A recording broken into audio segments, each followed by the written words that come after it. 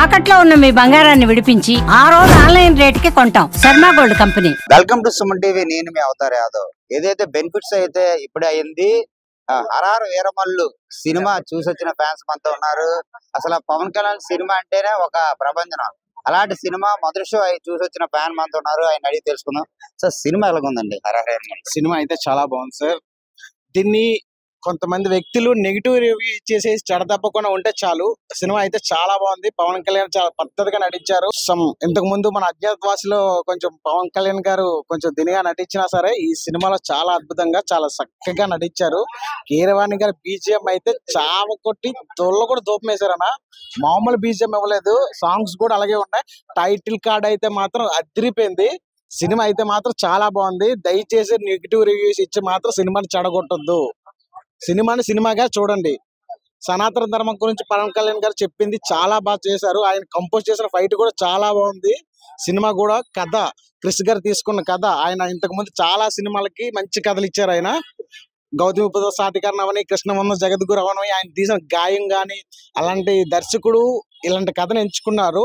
So కొన్ని అనివార్య కారణం వల్ల ఆయన మధ్యలో వెళ్ళిపోయారు. బట్ ఆయన ఏం రత్నం గారి అబ్బాయి జ్యోతి కృష్ణ ఈ కథని తీసుకొని చాలా అద్భుతంగా డైరెక్ట్ చేశారు. సినిమా అయితే మాత్రం చాలా అద్భుతంగా ఉంది. నెగిటివ్ రివ్యూస్ ఇచ్చి మాత్రం చెడగొట్టొద్దు. మీరు సినిమా చూసొచ్చారు. గతంలో పవన్ కళ్యాణ్ సినిమాలకి ఈ సినిమాలకి ఇది డిఫరెంట్ స్టోరీ. ఇది మీకు ఎలా అనిపించింది? ఇన్ని సంవత్సరాల్లో ఇప్పటికొచ్చి ఎవరు కూడా చూడలేని సినిమా ఈ సబ్జెక్టు. ఎందుకంటే ఎన్నో సంవత్సరాల నుంచి జరిగిన మీ అందరికీ తెలియపోవచ్చు. ఇప్పుడు ఈ సినిమాలో చూస్తే ప్రతి ఒక్కరు కూడా చూసే మాట్లాడండి, చూడకుండా ఎవరు కూడా మాట్లాడకండి, రాంగ్ స్టేట్మెంట్లు ఇవ్వకండి. ఈ సినిమా సబ్జెక్ట్ ఏంటి, అసలు ఎందుకు తీశారు ఈ సినిమా? ఆయన ఇన్నిసార్లు యూట్యూబ్ ఛానల్కి ఎప్పుడు కూడా ఆయన ఏ రోజు కూడా ఈ సినిమా కోసం చెప్పలేదు. ఈ సినిమా కోసం చెప్పారంటే పూర్వంలో ఏం జరిగాయి ఇప్పుడు మనకు తెలుసుకోవాలంటే ఈ సినిమా చూస్తేనే మనకు తెలుస్తుంది. అంటే ఎప్పుడో ఎన్నో సంవత్సరాల నుంచి చనిపోయిన పెద్దలు ఎంతమంది ఉన్నారో, పూర్వీకులు ఎంతమంది ఉన్నారో ఈ సినిమా సబ్జెక్ట్ లోని కూడా ప్రతిదీ కూడా క్లియర్ గా అర్థం అవుతుంది ఎవరికైనా సరే. అది గుర్తు పెట్టుకొని ఈ సినిమాని చూడండి. ఎటకారంగా మటుకు ఎవరు చూడకండి. ఇది చాలా ఇంట్రెస్ట్ అయిన సినిమా. ఈ సినిమాలో మంచి సబ్జెక్ట్ ఉంది. ఈ సబ్జెక్ట్ కోసం సినిమా కంపల్సరీగా చూడండి. ఈ సినిమాలో పవన్ కళ్యాణ్ యాక్షన్ పార్ట్ ఎలా ఉంటది అసలు? నా సినిమా మాత్రం చెప్పడానికి అయితే మా సూపర్ ఉందన్న. ఆ యాక్టింగ్ కానీ, ఆ ఫైట్ కానీ, ఆ ఎంట్రన్స్ కానీ సినిమాలో ఎక్కడ మేము ఏమి డిసప్పాయింట్ అవ్వలేదు. సినిమా మాత్రం బాగానే ఉంది. సినిమా కూడా బాగానే తీశాడు. ఆ సినిమా కూడా చాలా మంది ఏంటంటే రివ్యూలు తప్పుగా పెట్టకూడదు. ఎందుకంటే అది ధర్మం గురించి, అంటే ఒక హిందూ ధర్మం గురించి ఎలా పోరాడతారో పవన్ కళ్యాణ్ కానీ ఆ విధంగా సినిమాలోనే అలా చూపెట్టారు. ఒక్కో ఫైట్ ఒక్కో సీను తీస్తుంటున్నట్టన్నా ఎలాగుందంటే అస్సలు మేము చూడలేకపోయాం.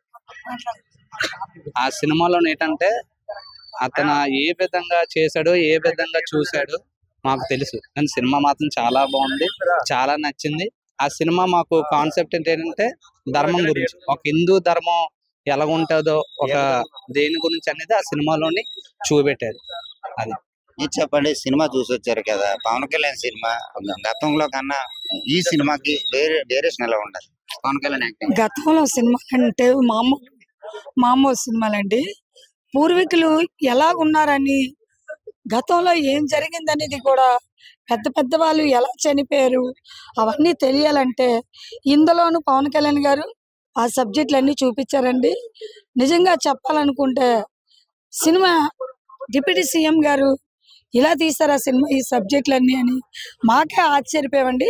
అంటే మా పార్టీ అని మేము పొగడట్లేదండి, కానీ అక్కడ సినిమా చూస్తుంటే ఇంకా సబ్జెక్ట్ ఏం జరుగుతుంది అనేది సబ్జెక్ట్ ఎదురు చూడండి. అది చాలా చాలా నిజంగా సినిమా మాత్రం చాలా బాగుందండి.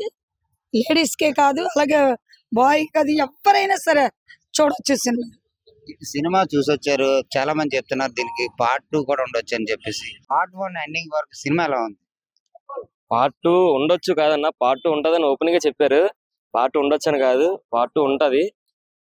సినిమా అయితే మాత్రం సూపర్ ఉంది. మరి ఫ్యాన్స్ కి అయితే తిరిగి చూడవసరం లేదు. పండగ ఓజీకి ముందు మరి ఇంకో పండగ స్టార్ట్ అయిపోయింది. ఓజీ ఒక పండగే కానీ ఓజీకి ముందు ఇంకో పండగ స్టార్ట్ అయిపోయింది. స్క్రీన్ ప్లే మాత్రం బేవత్సం. మరి జ్యోతి గారు మాత్రం సూపర్ ఎక్సలెంట్ గా స్క్రీన్ ప్లే తీశారు. సార్ క్రిష్ గారు మరి ఎంతవరకు తీశారో మనకు తెలియదు, కానీ జ్యోతి గారి పేరే ఇప్పుడు ప్రెసెంట్ ఉంది కాబట్టి జ్యోతి గారు మాత్రం స్క్రీన్ ప్లే దోలు తీశారు. దానికి కీరవాణి బీజిఎం అయితే పీక్స్, ఇంకా పీక్స్ అంటే మరి ఇంకా చెప్పవసరం లేదు. ఇప్పటి వరకు నేను చూసిన పవన్ కళ్యాణ్ సినిమాలకి దీనికి కూడా ఇటువంటి బీజిఎం కొట్టలేదు. ఫస్ట్ హాఫ్ అయితే ఎవరు కూడా సీట్లో కూర్చోరు. సీట్లో నిజంగా ఎవరైనా కూర్చొని ఉంటే ఈ వీడియో చూడండి, నన్ను వచ్చి అడగని కావాలంటే. సెకండ్ హాఫ్ మాత్రం సనాతన ధర్మం ఏంటి, అప్పట్లో సనాతన ధర్మాన్ని అసలు హిందూస్ ని ఎలాగ తొక్కేశారు ముస్లిం, అదే ఐ మీన్ అప్పట్లో రాజులు వాళ్ళు అనేది సెకండ్ హాఫ్ మాత్రం చూపిస్తారు. మిగిలింది మాత్రం సినిమా మాత్రం సూపర్. ఫ్యామిలీతో చూస్తే సినిమా మాత్రం సూపర్ అన్న. సింగిల్ గా వచ్చి అంటే మనం ఏదో ఊహించుకొని వస్తాం, సింగిల్ గా చూసిన వాళ్ళకి చూడడం అంటే సినిమాలో యాక్షన్ పార్ట్ లేదా? యాక్షన్ పార్ట్ అయితే మరి ఇంకా పవన్ కళ్యాణ్ ఏ సినిమాలో కూడా ఇలాంటి యాక్షన్ పార్ట్ చేయలేదు. అలాంటి యాక్షన్ పార్ట్ ఇచ్చారు. ఫ్యామిలీస్ కి అయితే సూపర్. ఇంకా సింగిల్ గా అంటే నేను ఏ విధంగా అన్నానంటే కొన్ని మంది సినిమాస్ ని వేరే విధంగా ఆలోచించుకొని వస్తారు. ఆ విధంగా ఆలోచించుకొని వస్తే ఈ సినిమా చూడలేరు. ఫ్యామిలీతో వస్తే పవన్ కళ్యాణ్ గా వస్తే సూపర్. అది ఇది ఫ్యాన్స్ చెప్తున్న పరిస్థితి. సినిమా అయితే హిస్టారికల్ సినిమా. ఈ సినిమాలోనైతే మాత్రం పవన్ కళ్యాణ్ అద్భుతంగా నటించాడు. ఈ సినిమా పవన్ కళ్యాణ్ కెరీర్ లో ఒక మైలురాయిగా నిలుస్తుంది. ఫస్ట్ టైం పవన్ కళ్యాణ్ అయితే మాత్రం సనాతన ధర్మం కోసం చేసిన సినిమా అయితే మాత్రం ఇది చాలా అద్భుతంగా నటించారు. దీనికి పార్ట్ 2 కూడా ఉంటది. పార్ట్ 2 కోసం మేము అందరం ఎదురు చూస్తున్నామని ఫ్యాన్స్ చెప్తున్న పరిస్థితి కనబడుతుంది. కెమెరా పర్సన్ రవితేజతో అవతార్ యాదవ్, సుమన్ టీవీ, విశాఖపట్నం.